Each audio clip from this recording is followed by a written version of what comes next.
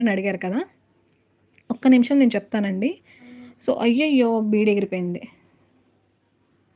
Okay. ఒక్క నిమిషం. నార్మల్‌గా కట్టుతీగ జాయింట్ వేశానండి. సో, జాయింట్ వేశాక ఈ బ్లాక్ బీడ్ వేస్తున్నాను. ఓకేనా? సో, ఈ బ్లాక్ బీడ్ ఇలా వేశాక, ఈ చంద్రహారం చైన్ ఉంది కదా! దాన్ని కూడా ఒకటేసారి వేస్తున్నానండి. ఫస్ట్ దీనికి ఇక్కడ చుట్టేస్తున్నాను. సో, చుట్టాక బీడ్ వేస్తున్నాను.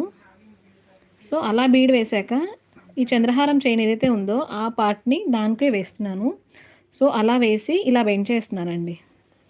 అండ్ మీకు ఎలా జాయింట్ వేస్తున్నాననేది అడిగారు కదా! సో, ఇలా వేసి ఈ నోస్ ప్రెస్సింగ్ పట్టుకుంటున్నానండి.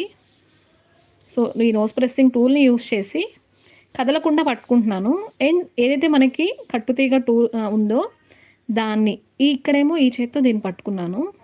దీంతో ఇలా టర్న్ చేసేసాను. ఓకేనా? అండ్ మీకు అప్పుడు కొంచెం ఇలా గ్యాప్‌లా వస్తుంది. మేబీ చుడుతున్నప్పుడు మీకు లూజ్ అయితే కనుక అలా వస్తుందనమాట. సో, అలాంటప్పుడు జస్ట్ ఇలా టైట్ పట్టుకుంటున్నాను. అంటే దాన్ని మళ్ళీ ముందుకు లాగేసి యాజ్ యూజువల్‌గానే ఎక్కడైతే మనం పట్టుకున్నామో సేమ్ అదే దగ్గర మళ్ళీ టైట్ ఇచ్చేసి టర్న్ చేసేస్తున్నానండి.